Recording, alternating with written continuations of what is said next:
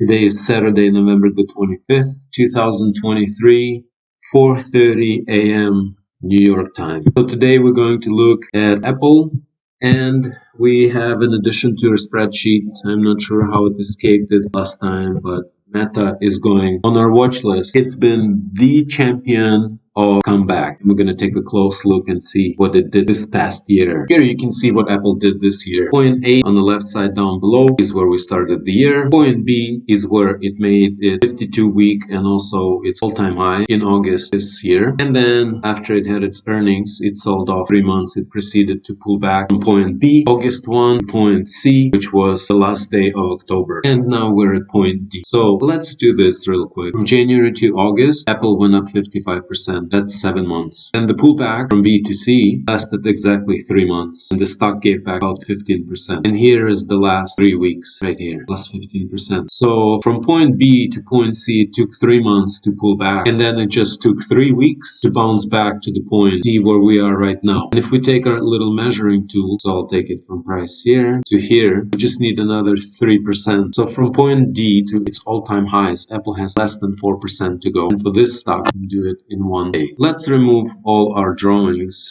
Now let's go and zoom out. You can see that previous high was set by Apple right here where number 1 is in December of 2021. And then from that high for the next year, in 30% Apple sold off to point A. And point A was our starting point that we looked at Apple on daily, and it coincides with the calendar beginning of 2023 and shows how strong stocks trade. If you look at this line, you can see that there are not many times that the price penetrated and went below this line, practically with no pullbacks for the first 7 months of the year. Now if we go the last 3 weeks, we can tell that the angle of attack or the steepness at which the stock is rising, it's increasing. And I hope you can see that. I hope you can see that if we move this away, this is a steadily rising stock and it's a really strong upward moving price. Back in 2021, so if we go from 1, our all-time high, back to B, that's 2 years. And look at how strong this stock has been this whole year, regardless of the fact that iPhone 15 was the worst phone that they ever came out with, regardless of the fact that interest rates in the United States rose to its 25-year high, and everyone was worried about consumer spending. Well, it doesn't matter for Apple. Look at how good it looks. It looks really good. It looks really strong. And we just continue on watching its way to testing and hopefully trading and closing above its all-time high that it set just a few months ago in July. Remember this chart? This is what a strong stock looks like. Our next stop is Meta. It is up almost 170%. It just broke through its recent resistance area and traded at its 52-week high. Now, if you look at this rise, it's really spectacular. But if we zoom out, it becomes even more spectacular. Meta made its all-time high back in September of 2021, or exactly 2 years ago. Then it proceeded to sell off and lost 75% of its value by October of last year. And this part that we're looking here is just the beginning of this year. And if we measure Meta's run in the last calendar year, we see that it's up 265% from the low that it's made November of last year. And the reason I'm showing you this picture is because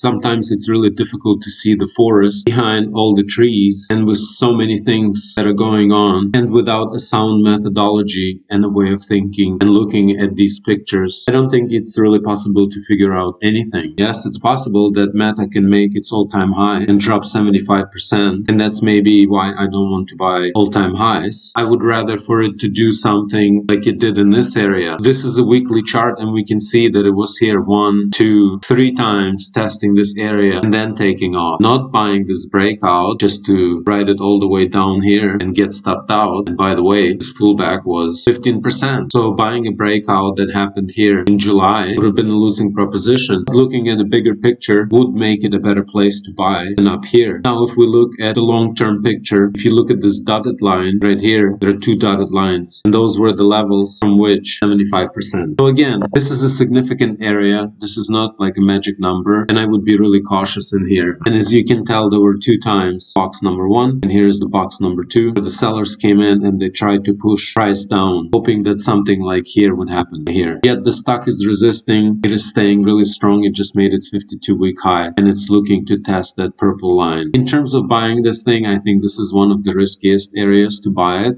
because your stop would be below this level. It's 20%, 66 points. It's a lot. Maybe a better strategy is to wait until it pulls in somewhere in here, maybe test this area or in here and see if it does anything like it did in here in this consolidation right here. But if you're buying it here and seeing if it's going to test its all-time highs, you have to be able to hold through the 20% pullback. And in terms of risk reward, I think it's really aggressive and not an appropriate place to do so, even though we have a huge Santa Claus rally going and this stock has been phenomenal. The big move is over, and if you didn't fish for it below 300, buying here is quite risky. I think for the parting shot, this is a great picture. 250% this year is a great comeback story, and this is the shot proving that anything is possible in the market. That a stock that was a dog last year can turn around next year and come back and make 250. Meta is that Phoenix that crashed and burned 75% in 2022, and then in 2023